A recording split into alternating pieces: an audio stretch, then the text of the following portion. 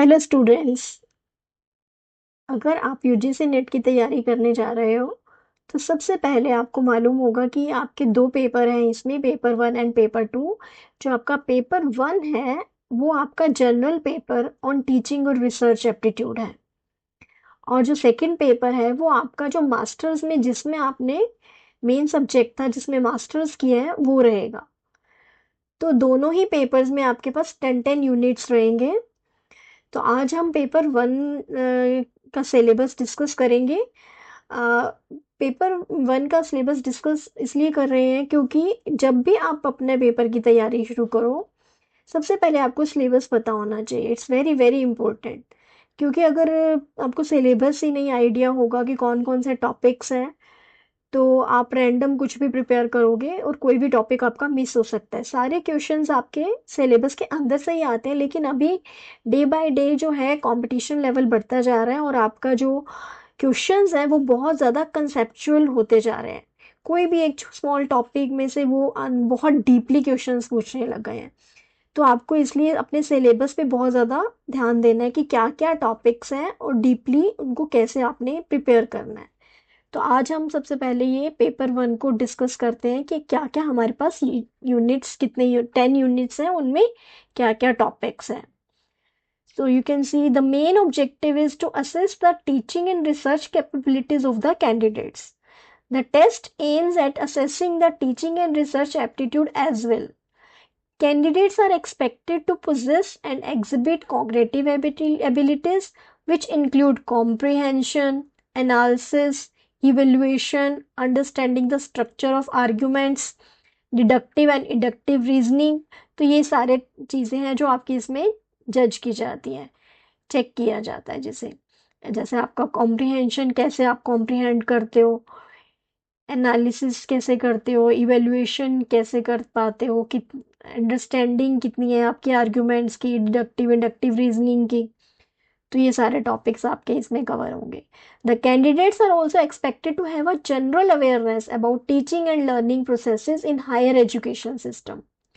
Further, they should be aware of interaction between people, environment, natural resources and their impact on the quality of life. तो हमारा detail syllabus क्या है? Unit one हमारा है teaching aptitude. कि जो teacher है वो जब टीच कर रहा है तो उसका उसमें क्या क्या क्वालिटीज होनी चाहिए, क्या क्या उसका नॉलेज होना चाहिए। तो इसमें क्या है, टीचिंग क्या है, कॉन्सेप्ट टीचिंग का, उसके objectives, levels of teaching like memory, understanding and reflective, then characteristics of and basic requirements. After that, learners characteristics of adolescent and adult learners, their academic, social and emotional cognitive characteristics, individual differences, then factors affecting teaching related to teacher, learner, support material, instructional facilities, learning environment, and institution. Then methods of teaching in institutions of higher learning. क्या क्या है ये? Teacher centered versus learner centered methods, offline versus online methods like स्वयं Prabha, MOOCs etc. अभी एक हमारा एक और ऐड ऑन हो गया है स्वयं के साथ स्वयं प्लस। ठीक है। टीचिंग सपोर्ट सिस्टम में traditional, modern, ICT based. Then evaluation systems में क्या क्या है, elements and types of evaluation, evaluation in choice based credit system in higher education, computer based testing, innovations in evaluation system. तो ये सारी चीजें हमारी टीचिंग एप्टीट्यूड में कवर होंगी। Then we have unit two research aptitude. It's very very important, because अगर आप ये यहाँ से रिसर्च एप्टीट्यूड पेपर वन में प्रिपेयर करते हो तो आपका पेपर टू में भी बहुत काम आएगा, क्योंकि वहाँ पे भी आपके पास रिसर्च डिटेल में रिसर्च मेथडोलॉजी का एक यूनिट रहता है।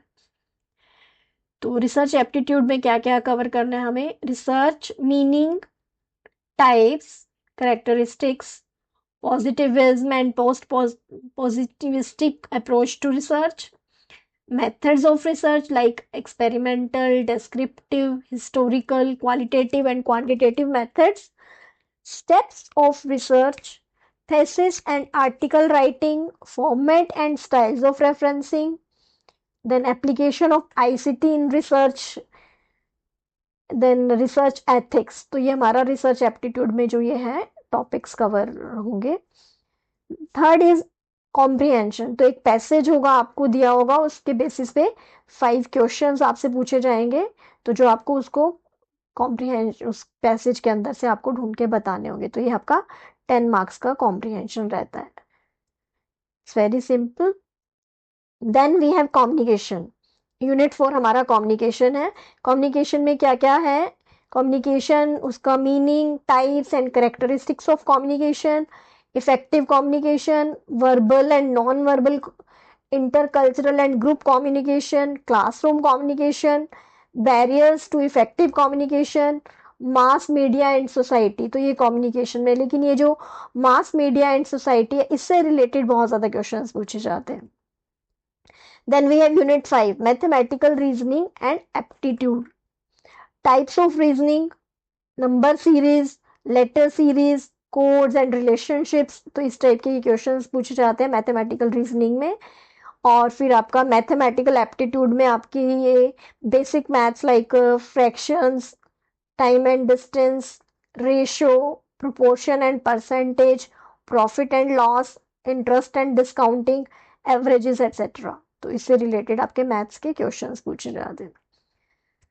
देन यूनिट 6 में आपके पास लॉजिकल रीजनिंग है। इसमें क्या है? Understanding the structure of arguments, argument form, structure of categorical propositions, mood and figure, formal and informal fallacies, uses of language, connotation and denotations of terms, classical square of opposition, then evaluating and distinguishing deductive and inductive reasoning, analogies, then Venn diagram, simple and multiple use for establishing validity of arguments, Indian logic, means of knowledge, pramanas, like we have 6 pramanas, pratyaksh, जिसे आप perception बोलते हैं English में, अनुमाना inference, उपमान comparison, शब्द verbal testimony, अर्थपति implication and अनु उपलब्धि non apprehension. Then structure and kinds of अनुमानास, व्याप्ति इनवेरिएबल रिलेशन जिसे बोलेंगे आप, देन हेत्वाभास फालेसिस ऑफ इन्फेरेंस। तो ये हमारा लॉजिकल रीजनिंग है। ये एक नया कॉन्सेप्ट हो जाता है आई थिंक सबके लिए, क्योंकि मेरे लिए भी ये बहुत ही नया था, तो इसमें थोड़ा टाइम लगता है इसको समझने में, बट प्रैक्टिस से हो जाता है, ये भी रिवीजन और प्रैक्टिस चाहिए। Then unit 7, data interpretation, sources, acquisition and classification of data, quantitative and qualitative data, graphical representation में आपका आ जाता है bar chart, histogram, pie chart, table chart and line chart, and mapping of data, data interpretation, data and governance. Generally इसमें से एक आपका 10 marks का पूरा DI का डाटा इंटरप्रिटेशन का क्वेश्चन आता है, जिसमें आपको या तो कुछ बार चार्ट, ये हिस्टोग्राम, पाई चार्ट दिया होगा, टेबल चार्ट, तो उसके बेसिस पे आपको 5 क्वेश्चंस दिए होते हैं जो कि आपको सॉल्व करने होते हैं। तो जनरली ये 10 मार्क्स का एक आपका डाटा इंटरप्रिटेशन का क्वेश्चन ही आता है थ्योरी की बजाय। Then you have unit 8, information and communication technology. Information and communication technology में क्या है? General abbreviations and terminology, basics of internet, internet, email, audio and video conferencing, digital initiatives in higher education, ICT and governance। Unit 9 में हमारे पास आ जाता है people, development and environment. Development and environment, millennium development and sustainable development goals, then human and environment interaction, anthropogenic activities and their impacts on environment, environmental issues, local, regional and global, air pollution, water pollution, soil pollution, noise pollution, waste, solid, liquid, biomedical, hazardous, electronic, climate change and its socio-economic and political dimensions, impacts of pollutants on human health, natural and energy resources, solar, wind, soil, hydro, geothermal, biomass, nuclear, and forests. Then we have natural hazards and disasters, then mitigation strategies for the same. Environmental Protection Act 1986, National Action Plan on Climate Change, international agreements, efforts, Montreal Protocol, Rio Summit, Convention on Biodiversity, Kyoto Protocol, Paris agreement, international solar alliance, तो ये भी आपको इसमें detail में करना होता है. Then we have unit 10 higher education system. इसमें आपके पास क्या क्या है?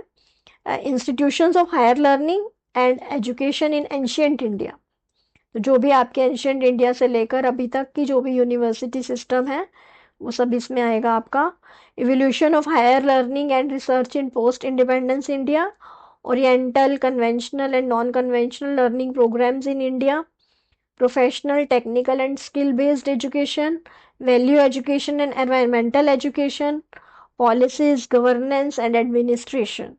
तो ये आपका पूरा पेपर 1 का सिलेबस है.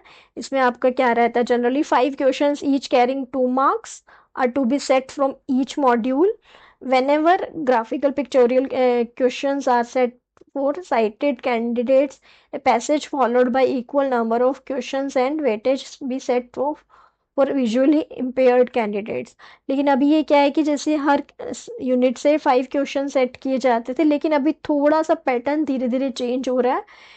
ऐसा कुछ फिक्स नहीं है कि हर यूनिट में से किसी में से कुछ नंबर ऑफ क्वेश्चन ज़्यादा भी पूछे जा सकते हैं, 6 7, या फिर किसी में से क्वेश्चंस कम भी पूछे जा सकते हैं, लाइक 3 4 या 4 5.